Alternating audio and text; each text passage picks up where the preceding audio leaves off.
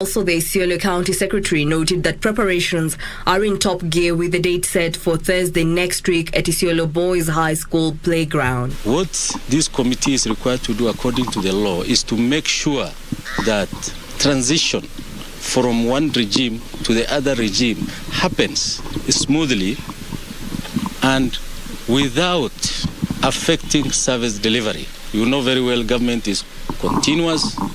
One government comes in, the other ones leave. He noted that the committee had also embarked on preparing a register of assets and liabilities as well as the status of pending bills to be handed over to the next county government administration. We have pending bills, which has been a problem before, whereby pending bills which are not genuine are sneaked in because of these loopholes. But this time around, we make sure that we have gone through all the pending bills and ensure that only genuine ones and appear in our report for handing over purposes. Isiolo County Commissioner Jeffrey Omondi, who is also a member of the committee, noted that security measures for the D-Day were also in top gear. Tumeweka mikakati ya kutosha, tuko tayari kwa hiyo mipangilio ya kuapisha gavana mpya tarehe 25 mwezi wa 8 Alhamisi wiki inayokuja. Goyo became the first person to move from the position of MCA straight to governor, beating heavyweights including former Governor Gubernatorial and former Ethics and Anti-Corruption Commission Halake Wako in the process. And moving on, a week after the general election, small-scale business people at Darajambili open-air market in Kisii County have petitioned the incoming county government to improve infrastructure at the facility as the market had been neglected by the previous government. Speaking in the Darajambili market in Kisii County, Dennis Nyangwara, the market's chairman, noted congestion, poor sanitation and lack of accommodation for vendors to operate are some of the major issues affecting traders here. Changamoto ni nyingi hapa sokoni, ukiona watu wengi bado wanauzia kando kando ya barabara. Ile uongozi ambao umekuweko ulijaribu ukatuwekea jengo hili moja, lakini tunaomba kama ni uwezo tuweze kupata jengo lingine. Gavana ambaye anaingia aweze kusukuma hiyo swala ili tuweze kupata soko lingine upande ule mwingine. Wale ambao wanauzia kando kando ya barabara waweze kuingia katika hilo jengo ili tuweze kuwa na barabara ambao haina msongamano mwingi. They say the situation is becoming a health hazard that is potentially contributing to the low business activity in the market. The traders have also called upon Kenyans to maintain peace while awaiting the determination of the disputed presidential results by the Supreme Court. Nangoja uamuzi wa koti. Na naona siku hizi kuna demokrasia. Koti zipo na zinafanya haki. Tunangoja hayo. Frederick Barsayo, Lunchtime News. We cross over to Kilifi County, where a section of recently elected leaders have vowed to put political differences aside and invite their opponents for the benefit of the region. Led by Kilifi Governor-elect Gideon Mungaro, the leaders said they will work together. Former Ganze MP Peter Shehe, who secured Jaribuni MCA seat in the August poll, said his choice for a lower political rank was driven by his progressive ambitions to the people of Kilifi. The leaders who had converged at the home of Jaribuni MCA-elect Peter Shehe for a homecoming ceremony committed to join hands and improve coconut industry, healthcare access, infrastructure, education and job creation. Led by Governor-elect Gideon Mungaro, the elected leaders said they will invite their opponents for development agenda in the region. Agenda yetu kubwa ni kufanyia kazi watu wa Kilifi. Na ule uamuzi watu walifanya watu wa Kilifi ndio tutaenda nao. Iwe wa MCA, iwe wa MP, iwe wa viti vingine. Umuhimu ni kwamba wananchi walienda kupiga kura wakaamua. Na sisi tumesema tufanye kazi pamoja. Ndio naona hata tuko na Viki hapa tumekuja pamoja. Yeye alikuwa anagombania kiti hiki cha Peter Shehe. Sisi tunasema tu ile tunatarajia sasa ni tukimaliza kuapishwa tuanze kazi ya wananchi wa Kilifi.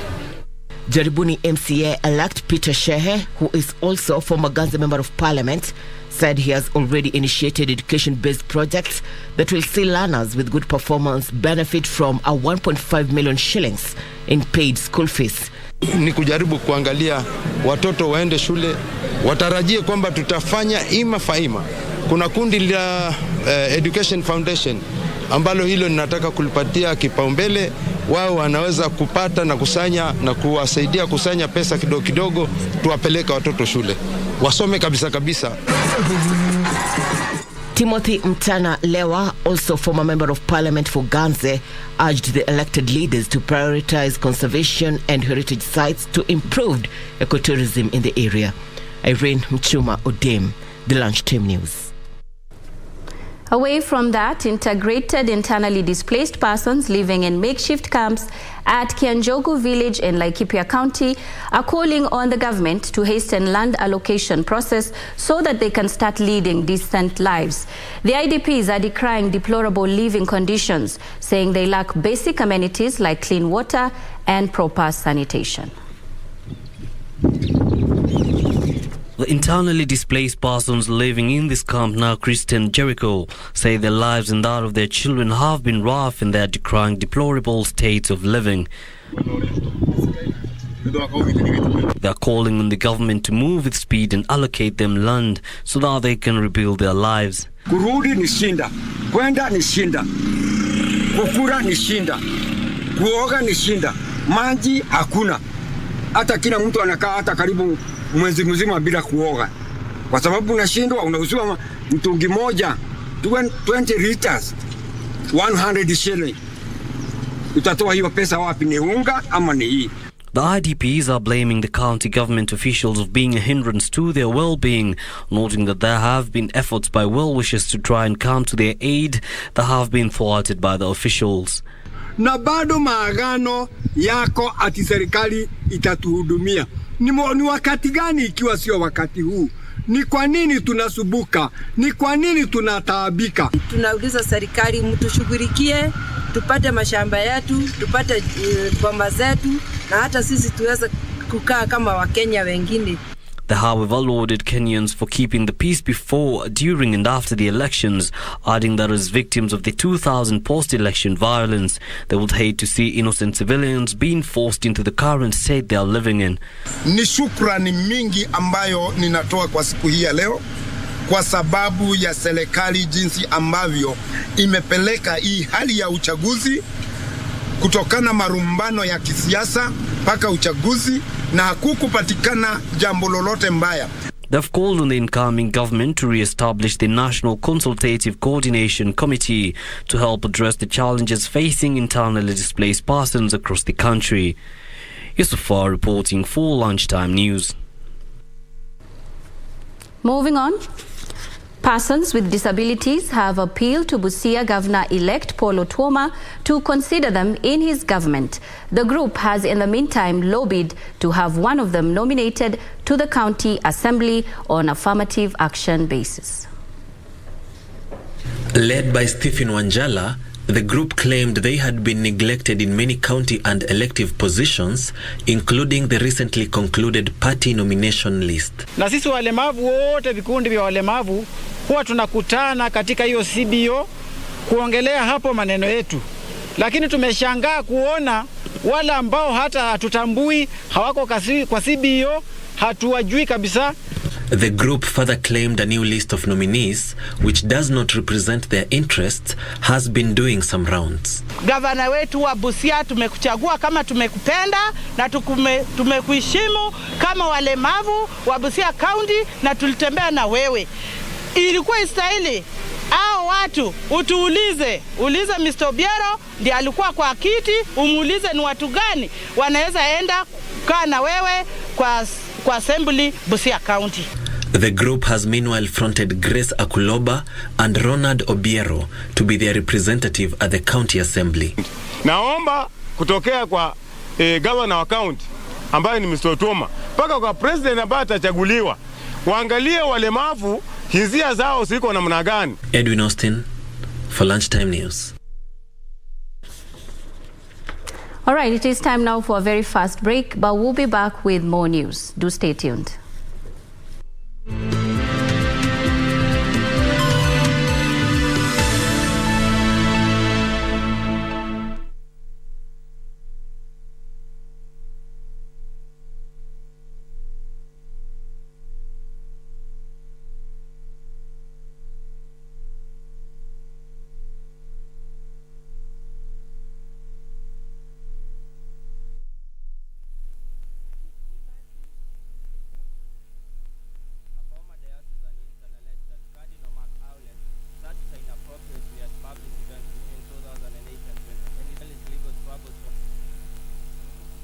Mail news@kbc.co.ke or call 0723-892-654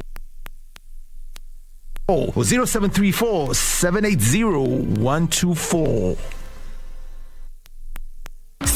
Songea tukupashe na zile ambavyo vitakupa tabasamu tosha. Hana mapenzi wala mahaba, mtoto mbaya sana huyu. What did you just say? Sio tamthilia tu. And why you're saying that Ni tamthilia tosha. Alinishika hivi. What? Sio burudani tu, ni burudani tosha.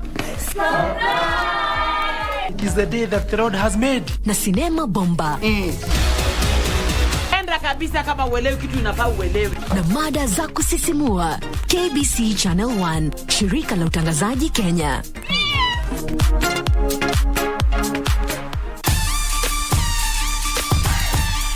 You got my gold. Ali Habibu siwa Muhammad khayr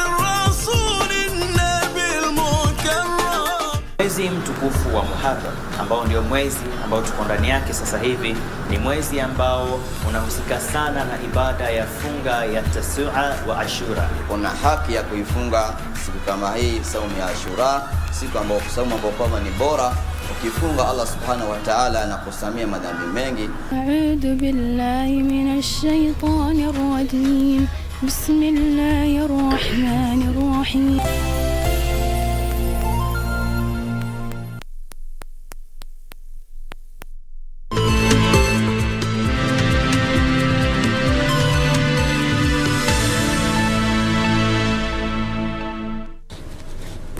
Welcome back. Thank you for staying with Lunchtime News.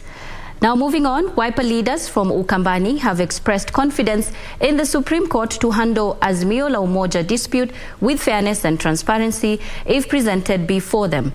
The leaders are urging others who feel aggrieved to follow proper channels of redress to ensure continued stability in the country.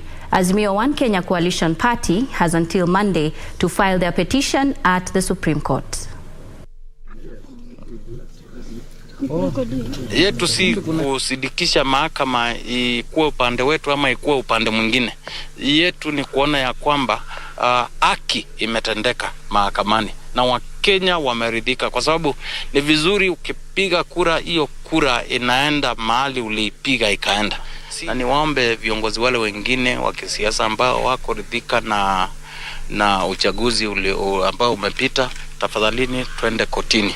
Nchi hii ni nchi yetu. Tunataka amani, tunataka uwiano, tunataka watu waheshimiane. Na niulize. Moving on, Pope Francis has ruled out a sexual misconduct probe over top Canadian Cardinal, citing insufficient evidence. Canadian Cardinal Mark Chulette was named in a class action lawsuit accusing 80 clergy members of sexual assault in his home province of Quebec. A former diocesan intern alleged that Cardinal Mark Chulette touched her inappropriately at public events between 2008 and 2010. The Cardinal is not facing criminal accusations, and the allegations have not yet been tested in court.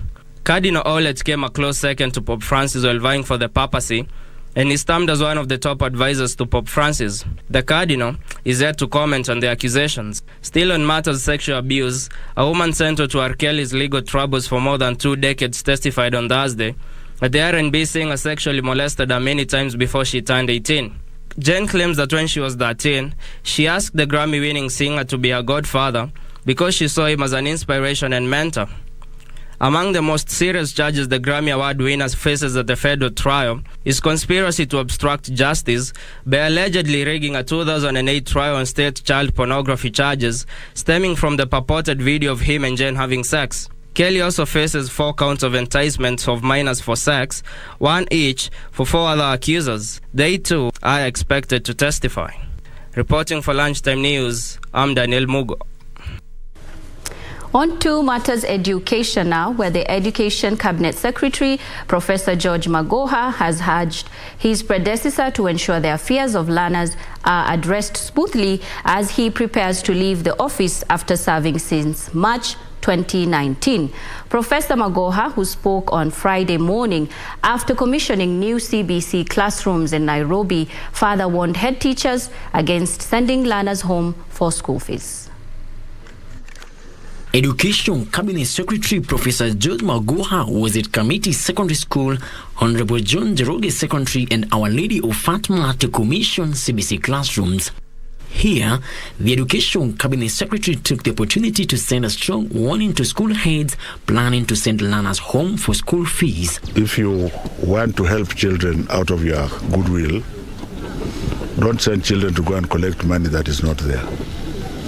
So I'm instructing that principle through this public medium that I would want a report to confirm that all children in that Matiko Secondary School in Makueni have resumed class, and very stern action will be taken against him or her, because this nonsense has actually to stop. If you want to make extra money, don't make it from our children right now. Professor Magoha urged parents to assist grade 6 learners who are yet to join junior secondary schools in the selection of their preferred schools through the public portal. We cannot say that junior high school will only be in day schools, but the majority of them will be in day schools, the great majority of them. We cannot, you have seen, we have built classrooms in boarding schools. Those classrooms are not there for decoration, they will be occupied. Why don't you believe in the ability of Kenyans to do what is right? He further urged teachers to step up their efforts of implementing the CBC and help the government in achieving the reformation of the education system. The Education CS said 6 counties have so far met the target of construction of the CBC classrooms. Frederick Mwoki for Lunchtime News.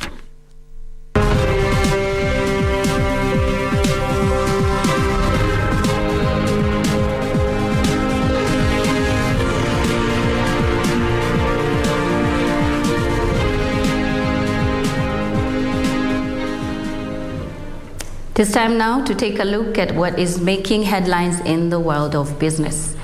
Now, Migori County is implementing a food safety policy that will look into the chemicals used on farm produce.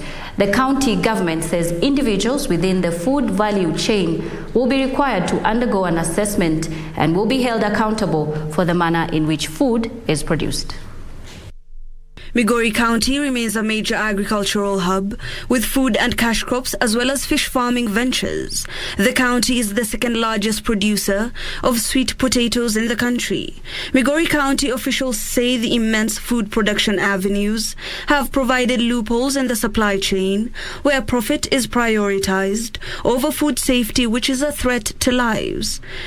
Safety, it starts from the farm. That is when the farmers are producing the food, in terms of the chemicals that they apply to prevent diseases and pests on the farm, they have to comply with the standards. Again, even the fertilizers that are being used in the production of the same food also comply with the standards. So all the way from production to processing up to consumption, all those measures have to be put in place to ensure that that food does not contaminate it. County officials say farmers have been sensitized on the standard of production and all food handlers will now be forced to comply with safety guidelines to ensure consumers are not harmed. Because of need to make quick money, the moral and ethical issues are now being compromised. Farmers are now contaminating food. They are overspraying food, and at the end of the day, what we get is poison. Officials say the prevalence of agricultural toxins has necessitated the action aimed at curbing it before the damages are irreversible. We've seen quite a number of cases of people having cancer and other non-communicable diseases that you can almost attribute them to the kind of foods that we take. Hibak Said for Lunchtime News. Now, with a prolonged drought being witnessed in Wajir County, children below the age of 5 years have borne the brunt of malnutrition. According to the World Health Organization, around 45% of deaths among children within this age bracket are linked to deficiency of nutrients, otherwise known as undernutrition. Jackie Wambiru was in Wajir County and filed the following report.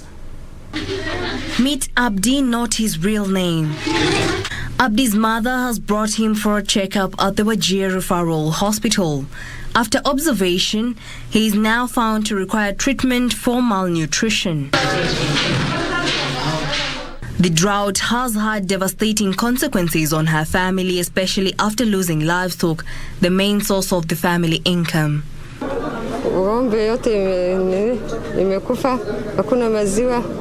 Wajir County is one of the counties that is currently experiencing severe drought.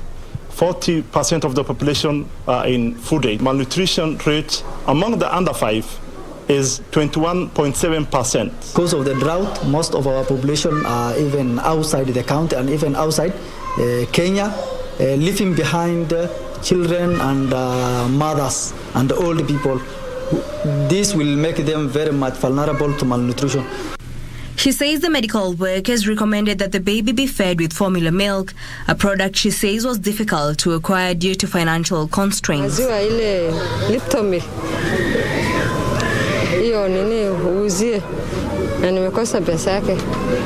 Abdi's health seemed to be deteriorating. It is then that she opted to seek medical attention. At the pediatric ward in Wajir County Referral Hospital, a 3-year-old has been admitted after suffering from acute malnutrition. The child came with complaint of diarrhea. The child also had swelling of the body. The child also had cough. On measurements, the child was found to be severely malnourished. The toddler is among the number of children malnourished for long periods due to the prolonged drought. The mother is from very far place. That's about 120 kilometers from here. The mother was a pastoral. Because of the drought, she lost a lot of herds of livestock. In the process, the child got malnourished. During this drought, daily we usually admit 2 to 3 children. That's daily. Her family was barely getting any food.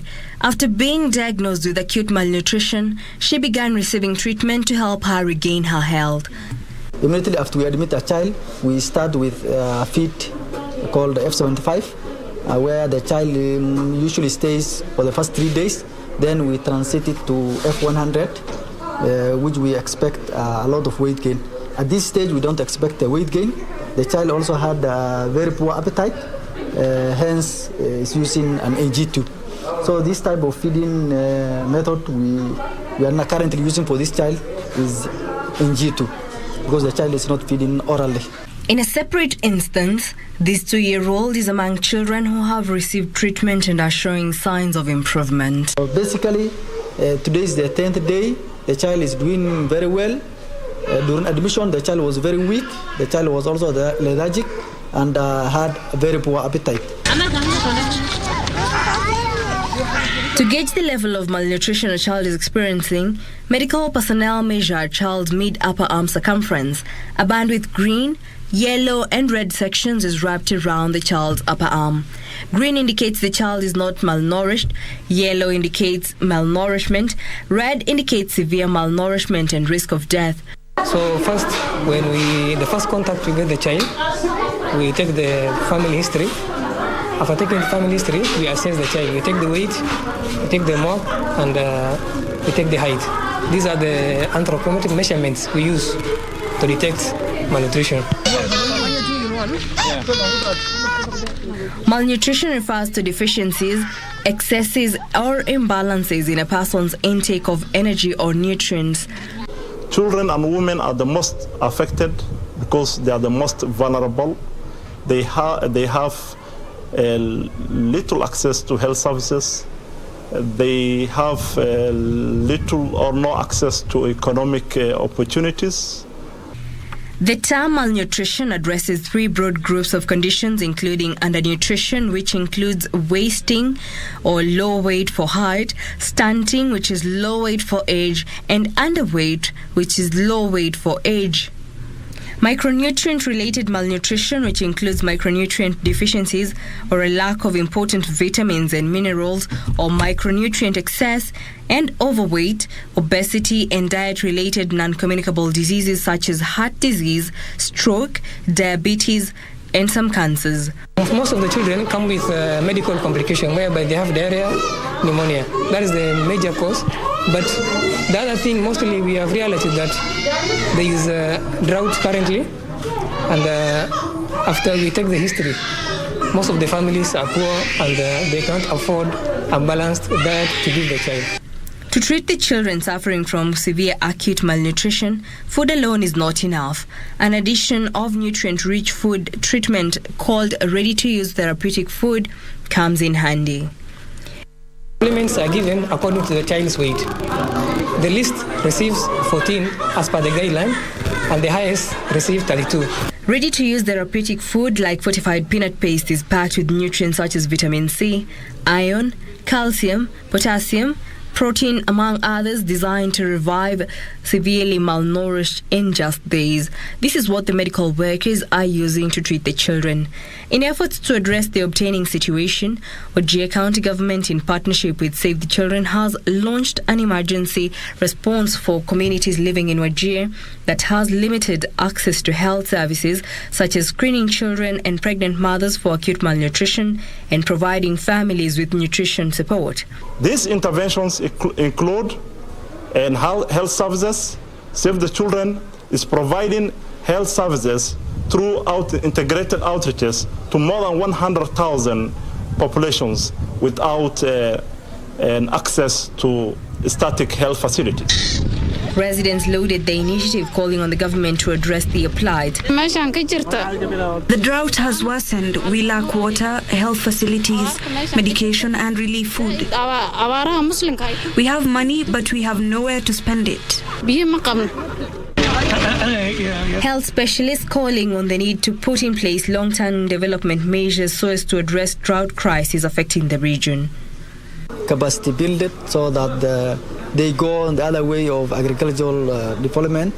Maybe they can be given educationals on agriculture, on irrigations, and maybe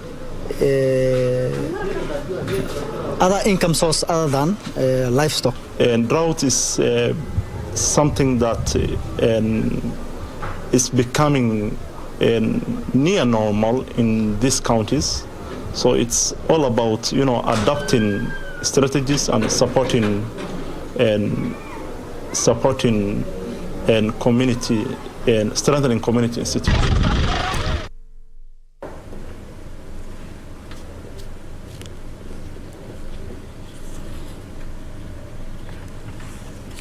A very insightful story by Jackie Wambiru.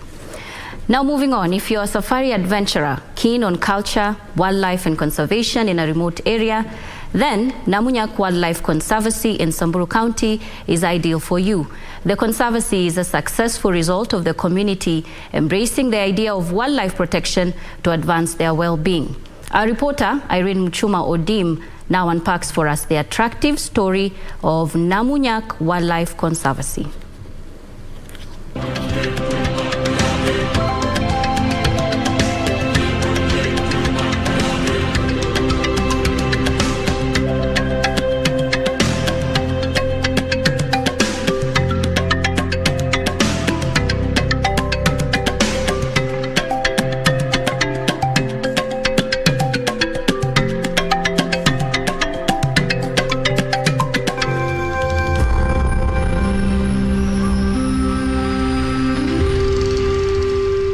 Established in 1995, the Namunyak Conservancy in Samburu County covers 850,000 acres and is managed by the local community, which has embraced wildlife and conservation. This conservancy, that tells you that community conservancies have really gone ahead and actually embrace the issues of conservation to an extent that they are giving their land to be used for those activities like the rhino sanctuaries, the elephant orphanage, and all these are putting money into the pockets because there is direct employment and there is indirect employment.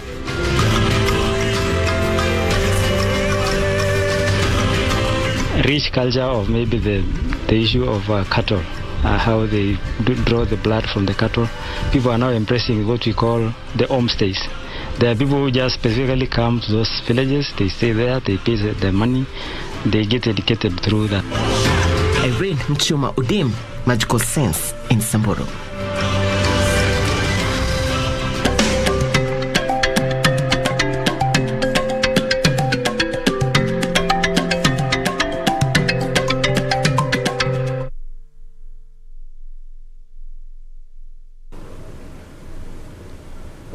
Indeed, Samburu County, the place to be. Thank you, Irene Mchuma.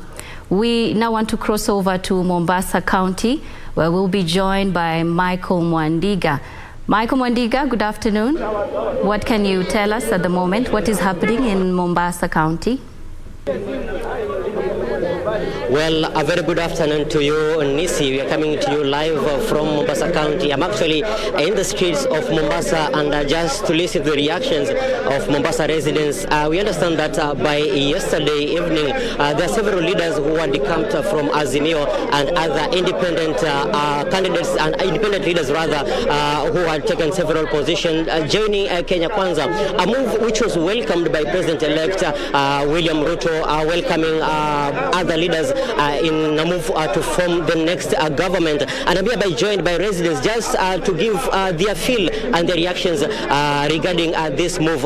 Ndugu karibu, utaniambia unaitwa nani na hatua hii ya kwamba viongozi wameweza kujiunga na rais mteule William Samoei Ruto akialika viongozi kuweza kujiunga naye katika kuunda serikali. Hisia zako ni zipi kuhusiana na hii? Asante sana, jina langu ni Douglas, ni mkazi wa Mombasa. Kwangu mimi na wajiunga, unajua sometimes serikali imepangwa na mtu anatakikana mahali anaingia hapate watu wake wala na wakilisha wana benefit na serikali. Na sana tunasema serikali sahihi wa Kenya ni tukubali matokeo na tupange kazi, tuendelee na kazi, kwa sababu jenye kimebaki ni wananchi wafanyiwe kazi na tukue na ile njia nzuri baada ya uchaguzi. Waje tujue uchaguzi umeisha, tuendelee na maisha, tupange maisha, tuone vile maisha yanatupeleka. Kwa sababu ukiangalia kama sasa hivi wazazi wengi wako na shida kwa sababu ya convenience ya vote ya election. Tuko na shida sasa hivi, naambiwa watoto naenda shule, wengine wasiende kwa sababu ya election. Na hao waheshimiwa kama wabunge na hao marais pia nao lazima waangalie watoto. Kwa hivyo kwangu mimi nasema naomba wakaaji wa Mombasa kwa jumla na Kenya nzima tunataka amani na amani ikue, watu wafungue makazi na tuendelee na kazi. Kama kuna mtu ako na shida wamalizane hapo na kome, tumalize. Na shukrani sana. Kuna kaka pia hapa, na uendeleze tu kwa majina, unaitwa nani na hatua hii unaichukulia vipi wewe kama mkazi wa Mombasa na pia vile ambao unaelewa siasa za Kenya? Asante sana. Kwa majina ni Daniel Wambua. Ni wazi kwamba Wakenya tulijitokeza tarehe 9 tukapiga kura, tukangoja matokeo kwa karibia wiki nzima na tukatangaziwa mshindi na tume ya huru ya mipaka ambayo ni IBC, na tuko na rais ambayo ni president elect ambayo ni naibu wa rais, alikuwa naibu wa rais, sasa ni rais president elect Mheshimiwa William Samoei Ruto. Na Wakenya nadhani wamekubaliana matokeo kwa vile ilikuwa kuna transparent. Tumeona IBC imefanya kazi nzuri, tuliwekewa votes katika portal za IBC, tukajihesabia wenyewe na tukashukuru kwa kule tumekuwa na amani. Kile naweza sema kulingana na vile tumeona siku mbili zimepita ama jana na juzi, nimeona naibu wa rais amepokea baadhi ya wabunge kutoka vyama tofauti ambao zingine zilikuwa katika pande wa Azimio. na ni dhahiri shahiri kwamba tayari tuko na uongozi ambao ni government in waiting, ambao inaongozwa na Mheshimiwa William Samoei Arap Ruto. Namshukuru sana, and maybe just before we finish I'll be getting other reactions from other residents also. Karibu ndugu. Karibu ndugu, labda nieleze tu labda hisia zako ni gani? Tunaona kwamba sasa hii rais mteule ameweza kuwaita viongozi wengine kutoka katika mrengo mwingine kujiunga kuweza kuendeleza siasa ya Kenya na pia uongozi ili kuwapatia wananchi zile services ama huduma ambazo wanahitaji kikatiba. Hisia zako ni gani kuhusiana na hatua hii? Kwa majina naitwa Francis, mimi ni mkaji wa Mombasa hapa. Kwa maoni yangu tunaona kwamba sote tuliona uchaguzi ilifanywa na tukaona matangazo ilitangazwa na vita ilitokea, mvurugo ilitokea pale KICC. Lakini ningependa tujikite tu kwanza kwamba hatua hii ya kwamba viongozi kujiunga na naibu rais William Ruto kuweza kuunda serikali, mwelekeo ama mtazamo wako ni gani kuhusiana na hatua hii? Maana ukitazama ni kwamba hawa ni viongozi ambao ni independent candidates wengine. Mtazamo wangu ni sawa kwa sababu deputy president ambapo sahi anaitwa president elect, mchezo zake tunajua, lazima wale awaite kwa sababu anataka backup, ambapo ni sawa kufanya hivi. Tuzingatie kwamba hisia tu kwamba labda ama nitakuwa narudi kwako baada ya kuweza kuangazia mengine zaidi, and just to let you know that before or just before these defections, there are several defections which had happened earlier on, and we had that leader of we had Lamu women, that was Mudani Marube, and Machakos town MP elect, that is Mr. Caleb Mule. There are some of the leaders who had joined earlier on before the yesterday, those independent candidates who joined Kenya Kwanza. And just before I hand it over to you, we need to know that the Azimio coalition had 160 members in both houses against Kenya Kwanza, which had 159 members in both houses. And this is a move just to make sure Kenyans have a way forward, forming of the government. And this is all we have from Mombasa County. And back to you, Nissie.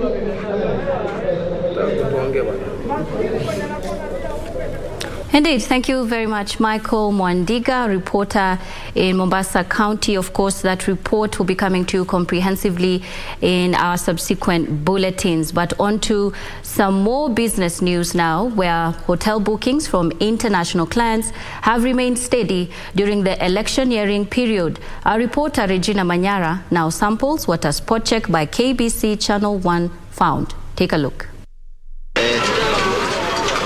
Business activity has normalized by among others, resumption of schools.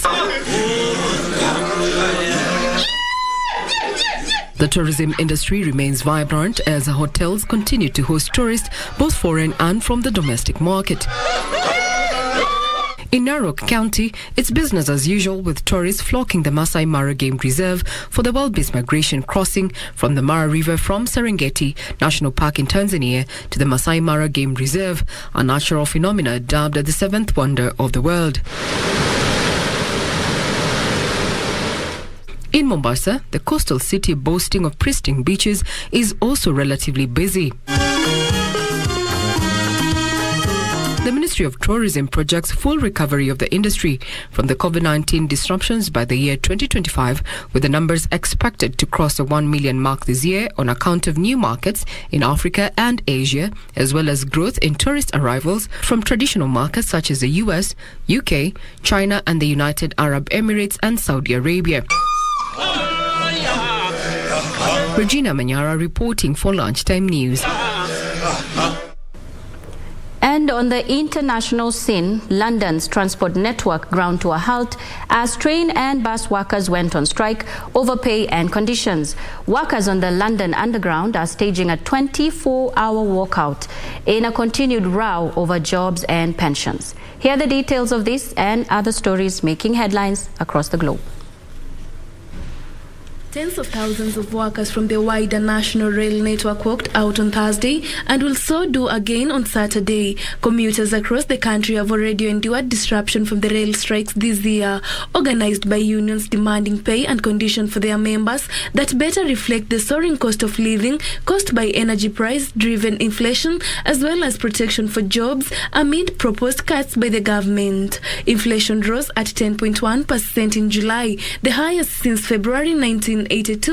Workers in other British industries including port workers, lawyers, teachers, nurses, firefighters, waste collection, airport and postal staffs are also planning future strikes. Meanwhile, Mexico City, with a population of more than 22 million, is now taking steps to gradually transit to solar energy.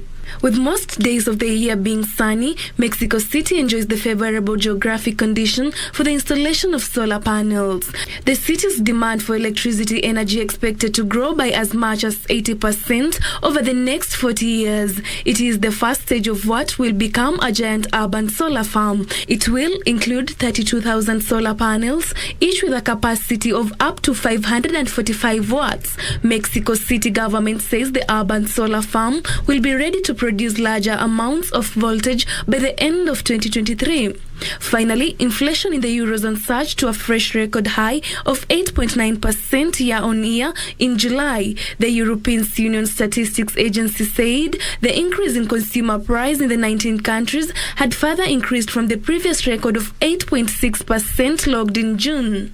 The jump was mainly driven by further increases in energy and food prices and prices in the service sector, which accounts for more than two-thirds of the Eurozone's economic output, rose by 3% in July. The Eurozone began raising interest rates in July in an aggressive 50 basis points move to curb inflation, ending years of monetary easing. Reporting for Lunchtime News, I'm Terry Njenga.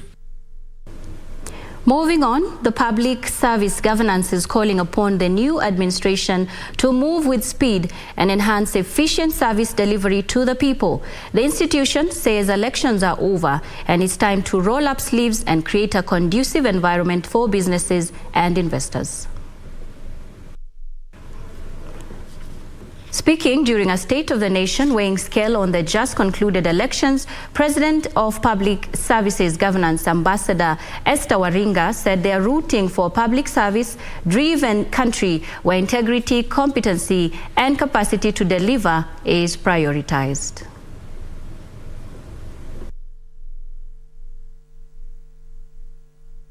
We equally must now, in the new dispensation, purpose to decapitate corruption to zero levels. Therefore, the new incoming administration, after elections now, must decapitate corruption. Corruption has even eaten into our economy. Corruption has eaten into our growth of GDP.